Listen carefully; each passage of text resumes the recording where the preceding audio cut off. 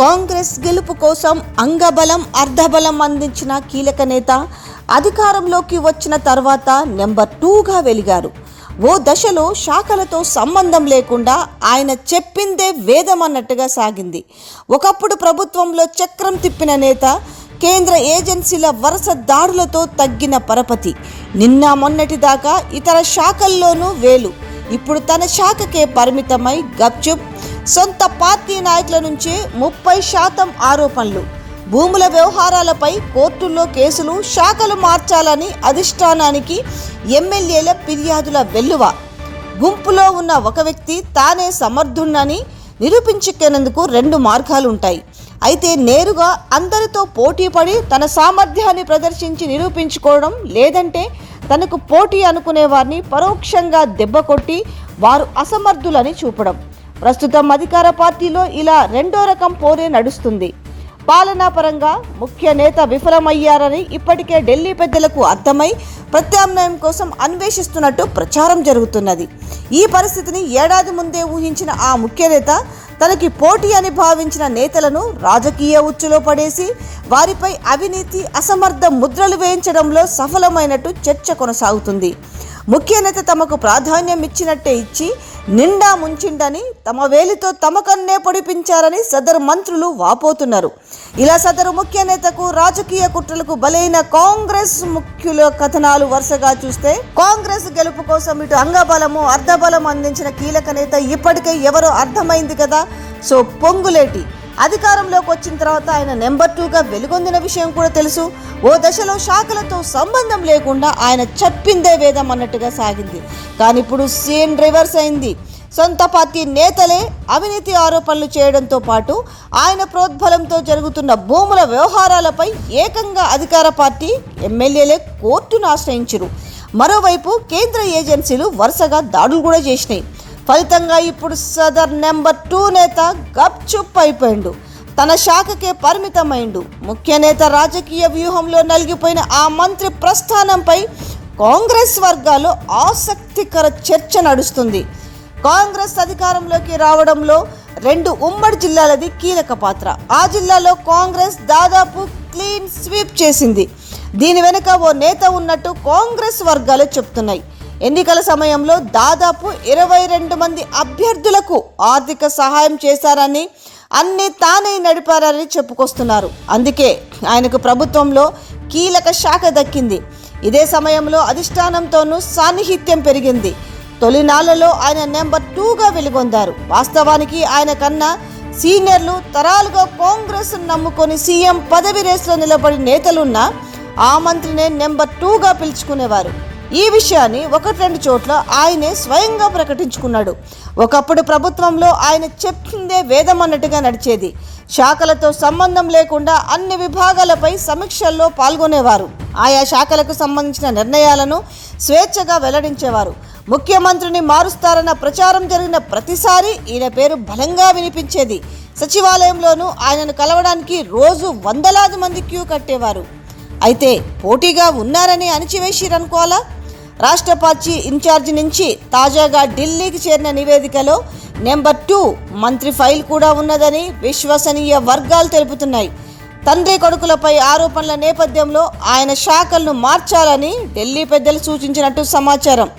నేనే అడ్డుపడి నీ పదవిని కాపాడిన అంటూ ముఖ్య నేత ఆ మంత్రితో చెప్పినట్టు కాంగ్రెస్ వర్గాలు తెలుపుతున్నాయి. నెంబర్ 2గా తనకు తానే ప్రకటించుకోవడం, తనతో పోటీగా ఉన్న అన్ని శాఖలపై సమీక్షలు చేయడం, అధిష్టానం దగ్గర సాన్నిహిత్యం పెంచుకోవడం వంటి పరిణామాలు ముఖ్య నేతకు రుచించలేదని పేర్కొంటున్నారు.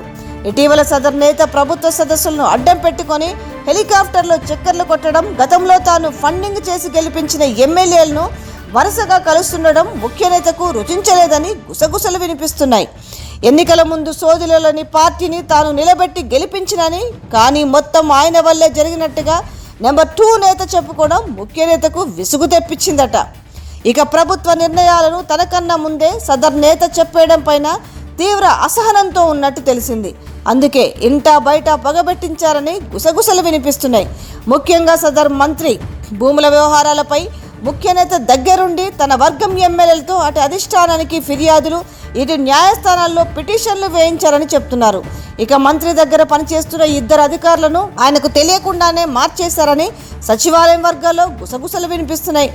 మంత్రికి చాలా సన్నిహితంగా ఉండి భూముల వ్యవహారాలను దగ్గరుండి చూస్తున్న ఓ ఉన్నతాధికారిని తాజాగా వేరే శాఖకు బదిలీ చేశారని ప్రభుత్వ వర్గాల్లో చర్చ జరుగుతుంది. ప్రభుత్వం ఏర్పడగానే మొదటి విడతలోనే ఆయన్ను బదిలీ చేస్తారని ప్రచారం జరిగింది. కానీ సదరు మంత్రికి దగ్గరై వ్యవహారాలను చక్కబెడుతుండడంతో ఇప్పట్లో బదిలీ జరగదని అంతా అనుకున్నారు. మంత్రికి చెప్పకుండానే అకస్మాత్తుగా వేరే శాఖకు బదలాయించారని చెప్పుకుంటున్నారు.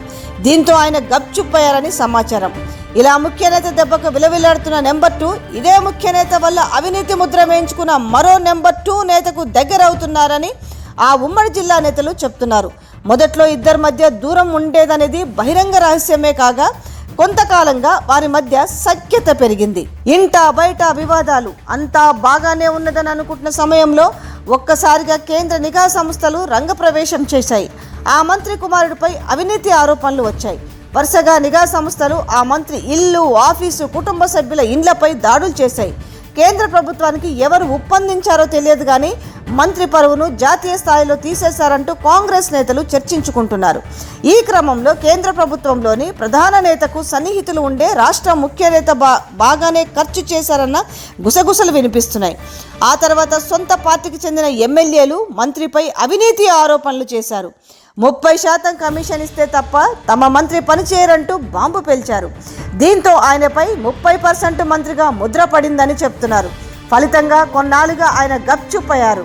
తన శాఖకు మాత్రమే పరిమితమయ్యారని సచివాలయ వర్గాలు చెప్తున్నాయి. తాజాగా హైదరాబాద్లో జరుగుతున్న వ్యవహారాలపైన, భూముల వ్యవహారాలపై కోర్టులో కేసులు, శాఖలు మార్చాలని అధిష్టానానికి ఇటు ఎమ్మెల్యేలు ఫిర్యాదు చేయడము జరుగుతున్న వ్యవహారం అంతా చూస్తుంటే ఆ 30% కమిషన్కి సంబంధించిన మంత్రి గురించి బాంబు పేల్చారు. దీంతో ఆయనపై 30% మంత్రిగా ముద్ర పడిందని చెప్తున్నారు. ఫలితంగా కొన్నాళ్ళుగా ఆయన గప్చుప్పయ్యారు. తన శాఖకు మాత్రమే పరిమితం అయ్యారని సచివాలయ వర్గాలు చెప్తున్నాయి. తాజాగా హైదరాబాద్లోని 10,000 కోట్ల విలువైన ప్రభుత్వ భూములు అన్యాక్రాంతం అవుతున్నాయంటూ 4 కాంగ్రెస్ ఎమ్మెల్యేలు హైకోర్టులో పిటిషన్ దాఖలు చేశారు. ఈ భూముల వ్యవహారం వెనుక కూడా నెంబర్ 2 నేతనే ఉన్నట్టు రెవెన్యూ వర్గాల్లో గుసగుసలు వినిపిస్తున్నాయి. ఇదే కానీ గతంలో అనేక భూ వ్యవహారాల్లో, అంటే ఈ యొక్క విషయమే కాదు, గతంలో అనేక భూ వ్యవహారాల్లో సదరు నేత ప్రమేయంపై అధిష్టానానికి ఫిర్యాదులు చేరినట్టు సమాచారం. ఈ పరిణామాలతో హైదరాబాద్లో ఉండడం తగ్గించారని, ఎక్కువ సమయం సొంత జిల్లాలోనే గడుపుతున్నారని కాంగ్రెస్ వర్గాలు పేర్కొంటున్నాయి. కాంగ్రెస్